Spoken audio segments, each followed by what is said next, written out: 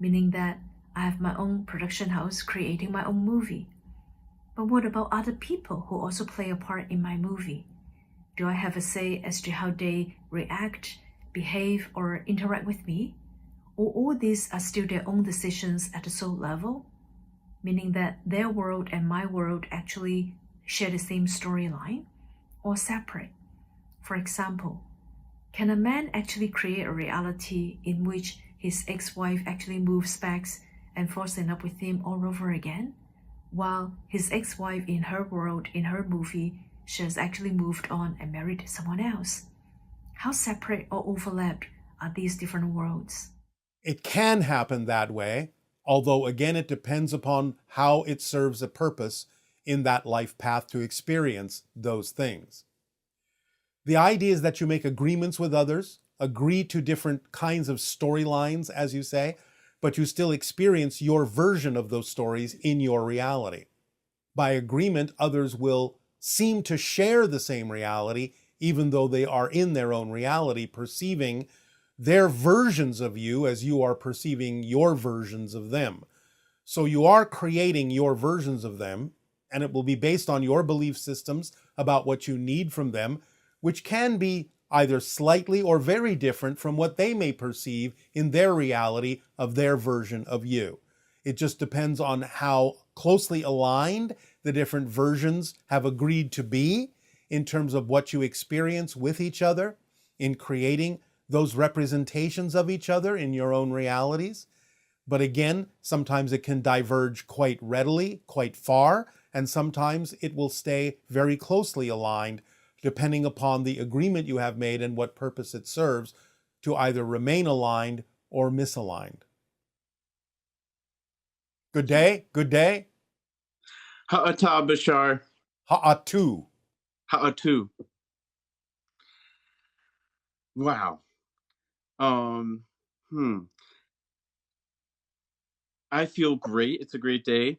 All right. Uh, I feel like we have had a conversation before, maybe telepathically. I was standing out in my yard and I had just listened to some of your stuff and yeah, I could feel something. I don't know if it was that me making it up in my head with my It is your higher mind, and also in combination with us, because we have many conversations with people on the non-physical realm before we have them in the physical realm.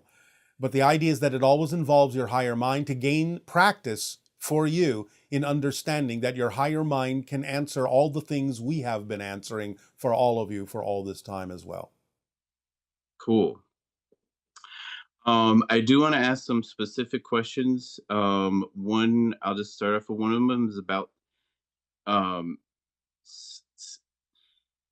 I'm a farmer. I work with the land, and I heard you talk about the Lyrians, and I just want to, I guess, talk more about like water, plants, animals, the energy of those things, and my relationship with them, and how I can evolve those. Like, s- I know water bending is a thing. There's a lot of things that I've seen in movies, like superheroes can do, and I just get chills when I see those things, so I feel like they're possible. Um, All and I of just them want to happen talk in about that. spirit. All of them can happen in spirit. Some of them can be brought into the physical realm if you allow yourself to see the physical realm as an extension of spirit more strongly. Not all of them are relevant for your particular life path, but certainly by allowing yourself to understand yourself as an extension and an expression of nature, as nature, rather than being in nature, then you can blend more fully with the idea of the consciousness of nature in all its forms, plant and animal, and elements, and allow yourself more efficacy with the communication with those particular forms of consciousness as well. Being a farmer, in a sense, you have a head start on this because you understand how to work with the land. Allowing yourself to understand everything that's physical as being an extension and an expression of spirit can also help you accelerate your ability to receive and send communications to all the elements we have mentioned. Cool. And does that include the Sasquatch or other um All things in physical? nature. All things in nature. So are the Sasquatch aware of me? They can be. They are aware of many humans individually, especially those that work the land. So peripherally, they can be aware of you, though it may not be extensive. Hmm.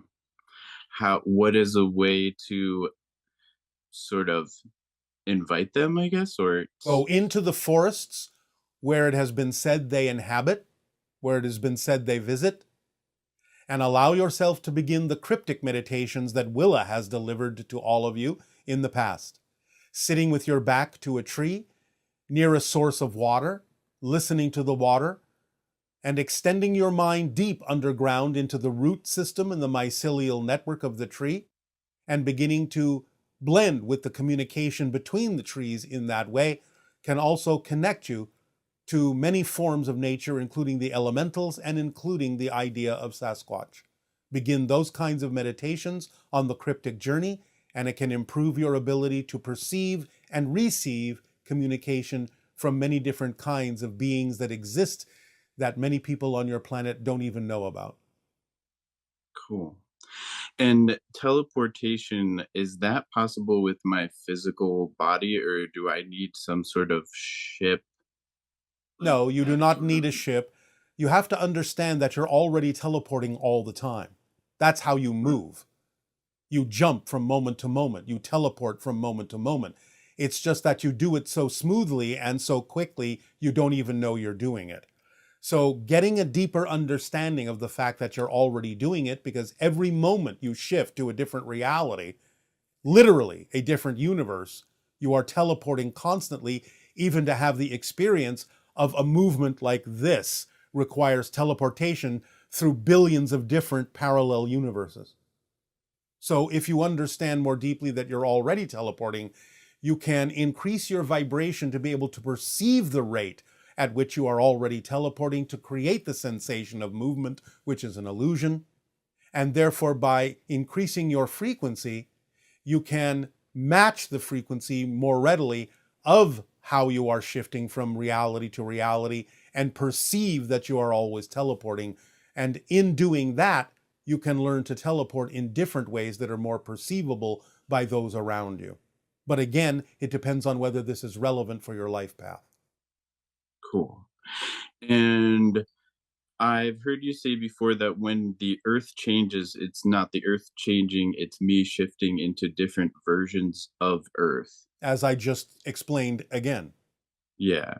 So so what is my desire to to regenerate the earth, to regenerate the land, if it's me shifting into something different? the desire is to be a living example of the state of being and the actions that go along with that state of being that allow others to see in you how they can also choose to shift to versions of Earth that are more reflective of what they prefer.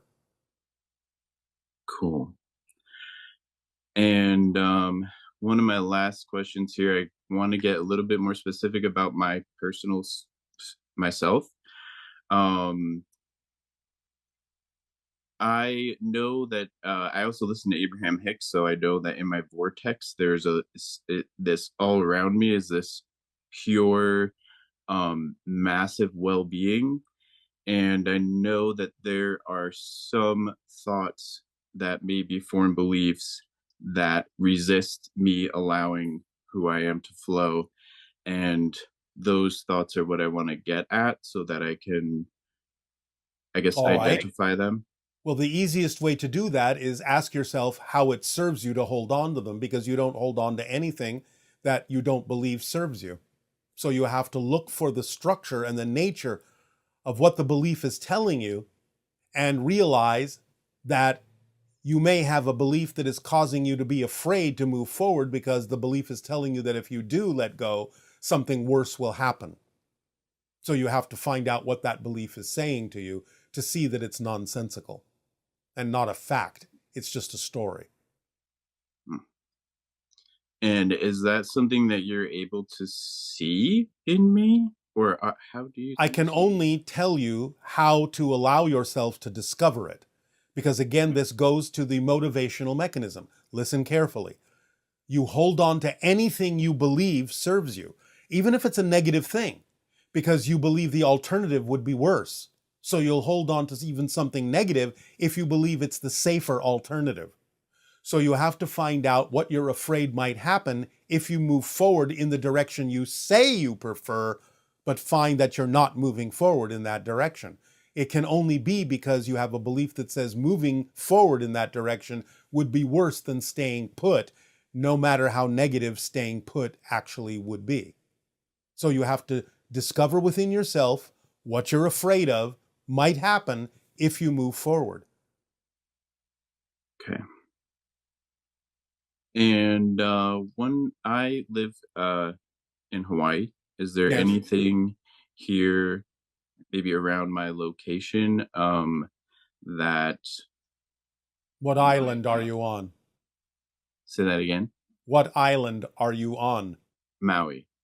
All right. You understand that Haleakala is the heart chakra of the world, yes? Yes. The heart vortex. Allowing yourself to meditate in the understanding will open up your heart and open up communication to many different forms of elemental being. Cool. Does that serve you? Yes. Um, what about my last question is about you. Um, do Yes. you have human friends? Do you ever hang out on Earth?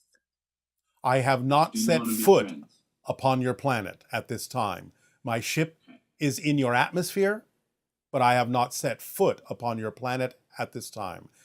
We consider all humans potentially to be our friends if they are willing to be so. Well, I am, and it'd be cool to hang out.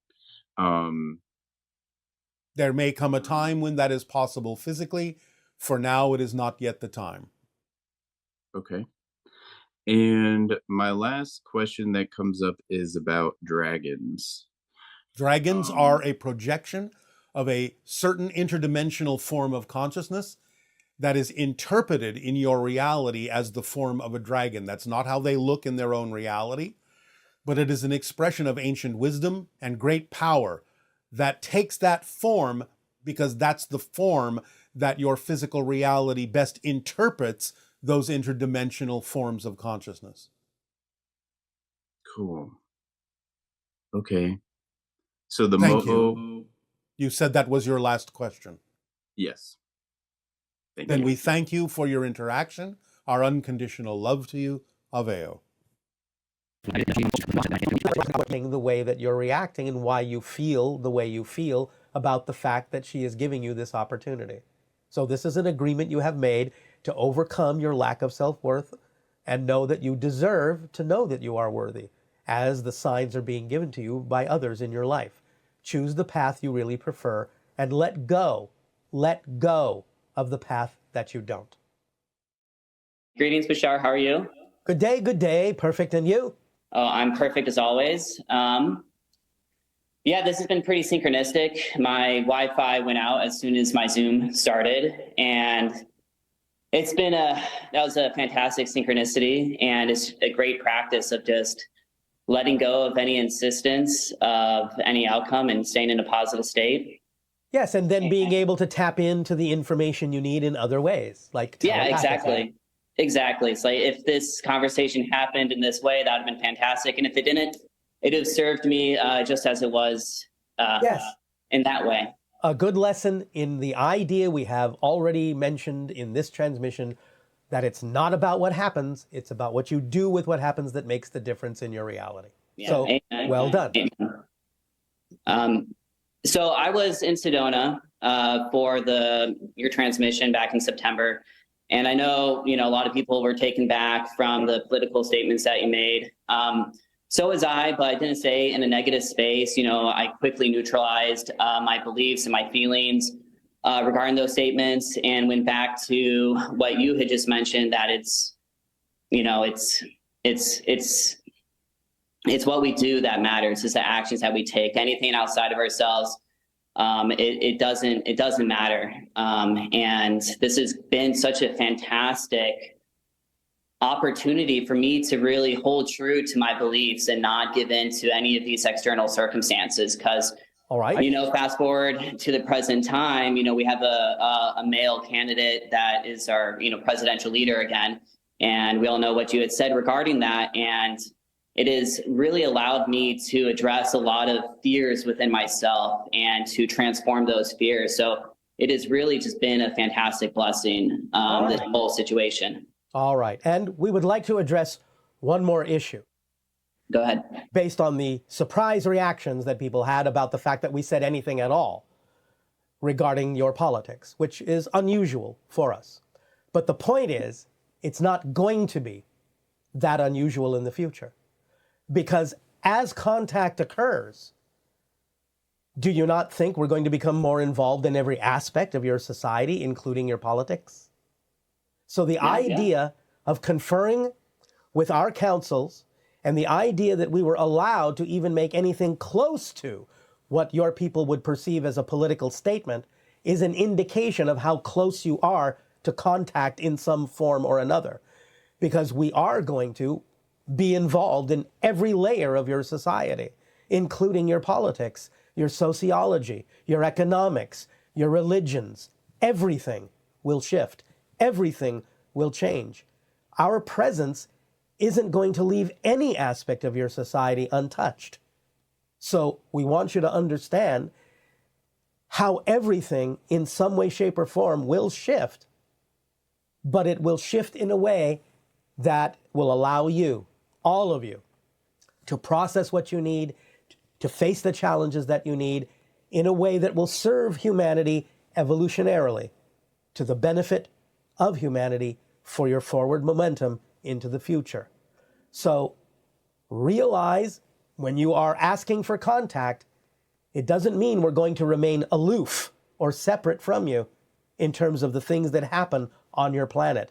We're going to be involved in every aspect of your society in many different ways, technologically, sociologically, politically, religiously, spiritually, really, economically, everything. So that's what contact really means. The fact that we could address something even similar to a political comment shows you how close you're getting to having our involvement on your planet. Okay, well, yeah, thank you for those words. And I'd like to bring up another event that occurred to me when I was in Sedona. Yes. And so I had just gotten to Sedona a few days before the event, and I met my mother, who now lives in Sedona, at Bell Rock, and it was around 9 o'clock at night, so the stars were out, and we went for a short hike to get into the beautiful energy of Bell Rock. And it was just so amazing to be there. And just the thoughts that were coming to my mind where, I know contact is going to happen and is already happening. However, I don't need to put the insistence that contact does need to happen in order to feel fulfilled, in order to be happy, because I put so much emphasis on it over the past years, and so much pressure on myself to make all this happen. But ultimately, it's like that in itself is still a condition. Is still. Yeah, absolutely. It's not that you need contact, and in fact, not needing it is what actually allows it to happen more quickly. Yeah, absolutely, absolutely. And so I was explaining this to my mom, and I really felt it within my heart, and it was so beautiful. And so we later went on back to the parking lot from Bell Rock. And as we were just about to get to the parking lot, I decided to stop and just take in the moment one last time, because it was that beautiful. I just wanted to soak every second of it in. And as I did that, I saw just the most amazing shooting star go from one end of the sky to another end of the sky. And that was just, my confirmation that I'm on the right track, another synchronicity. My question for you was that Was that a shooting star, or was that possibly a ship that I had saw? No, it was a shooting star, but the synchronicity is what's important for you. And you took it in the way that you needed to. Yeah, absolutely. And in fact, the fact that it was a shooting star even makes it not that much more beautiful, but it was just perfect the way it was. So, Yes. Okay. So one last question. I've had a few gray owl encounters, and I know others have as well. What is the connection between the grays and the owls? Well, they simply use owls to project the idea of a masked image so that if it is really not an owl, it is simply something that you're familiar with that energetically represents them, but is a projected telepathic memory so that you won't necessarily see them as they are, but see something that you are somewhat familiar with that you don't necessarily freak out about, but you understand there may be something unusual about it. It's called a screen memory. Okay. Okay. Why owls though? Why not another bird or another animal? Well, they have very large eyes, like the grays. Okay. There are other animals that have been reported in those screen memories, like deer and some such animals along those lines. But owls, again, as you say, gray owls, well, gray, large eyes, and wisdom. Owls are wise in your archetype, yes? They are. They are. All right. And they are, in the night, because of their wing structure, very silent. They are suddenly upon you before you know it, because you don't hear them coming. So all of those qualities and attributes do fit the grays as well. Okay, that makes a lot of sense. Okay, well, I appreciate your time, and thank everybody, physical and non-physical, is here participating in these interactions. All my love to you. Our unconditional love to you as well. Avail. Good day. Iliave, thank you. Hello. Firstly, I'd like to say thank you to Daryl and Bashar for all that they do for us. I have a question I'd like to ask Bashar, please. I understand from his teachings that when we are awake in the physical reality that we know, we are actually asleep because we are still in spirit and we have never left spirit. If that's how we perceive things, where are our spirit guides? When we are actually asleep and dreaming and back in spirit, are we able to communicate with them then? But then when we awaken back into the dream state here, do we forget them? So I hope that makes sense. So basically, when we're asleep back in the spirit world, are we able to communicate with our spirit guides there? Or are they in another dimension completely? I hope you can help me with that question. Thank you. Yes, they're in the spirit dimension. Therefore, it's sort of like diving into the ocean and then getting back up on the boat. The people helping you are on the boat. You talk with them when you're on the boat, and then you decide to dive back into the water where now they're up on the boat and you're in the water and you can't really communicate. But then you go back up on the boat and you can talk to them again. So this is similar to what happens with your spirit guides.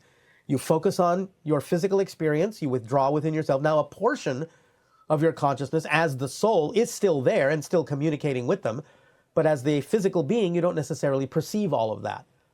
But when you go to sleep, when you relax and go back into the connection of your spirit self, then yes, you're having communication. Sometimes you may remember them as dreams, or you may not remember them at all. Depends on how it serves a purpose to remember it, or how you remember it. But yes, that's basically what's happening. You focus down into physical reality. You want to focus on your physical life. You don't want to be interfered with.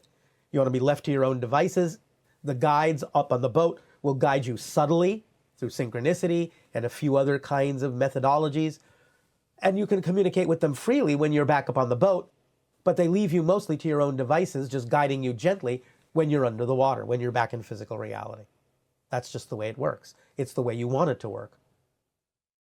Good day, good day, good day. Good day, Bashar. What would you like to discuss?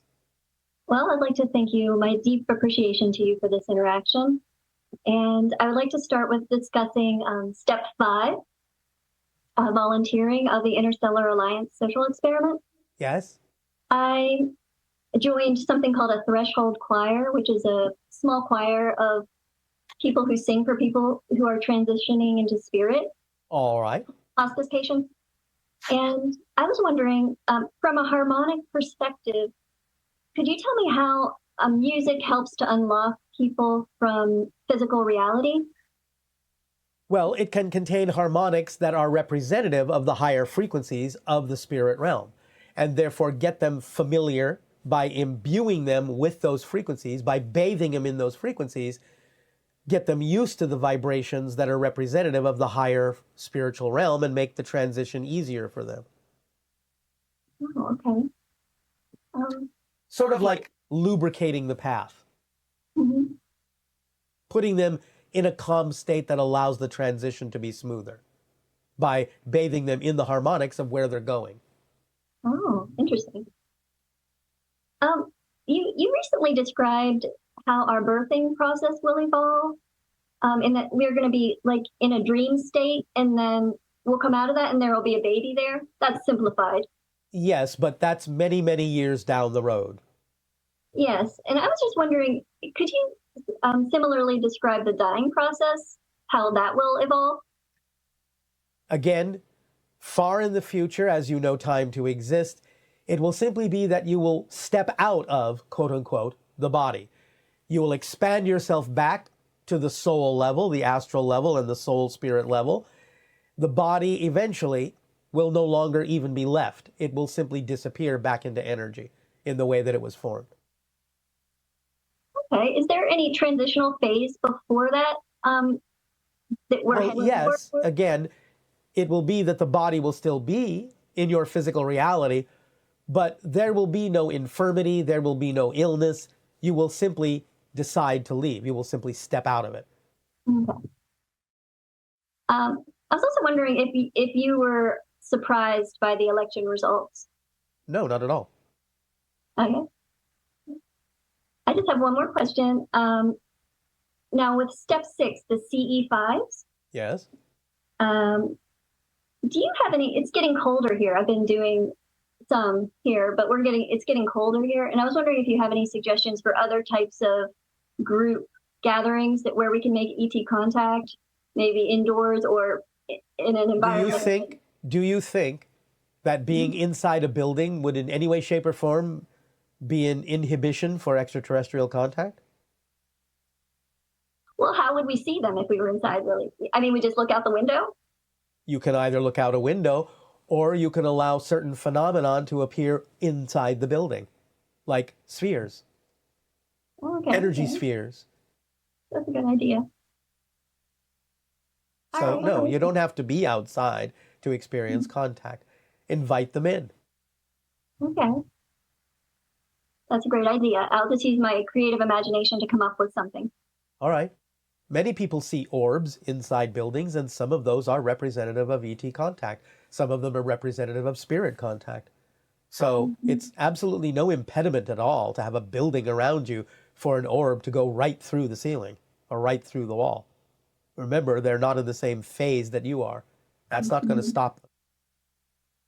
Yes, I appreciate that point of view, because I don't think most of us were used to doing it through CE5 outdoors, and it's not as common to have indoor ET contact gatherings. Yes. All right. But again, it's not going to stop it from happening. Mm-hmm. It'll just happen differently. That's all. All right. Well, thank you. I really appreciate this time we spent together today, and I love you. All right. As do we appreciate it, and our unconditional love to you as well. Good day. Good day.